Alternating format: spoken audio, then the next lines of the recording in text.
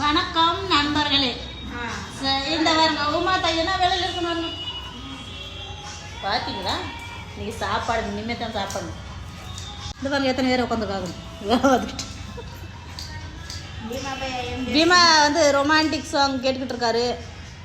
இந்த பாருங்க பீமா பீமா మొబైల్ చూస్తుండే బీమా కట్ చేస్తుండే சாங் கேட்டுக்கிட்டே அது வேலை பார்க்குறது அது ஒரு மாதிரியே நல்லா ஹாப்பினஸாக இருக்குது. அதுக்கு மாத்த ஆவா இது என்னன்னே புரியல. ஆவா ஆமாம் சரி ஒரு ஜாலி டே. இன்னைக்கு வேலை அவ்வளவா இல்லை, இன்னைக்கு ஜாலி டே. அதுக்கானே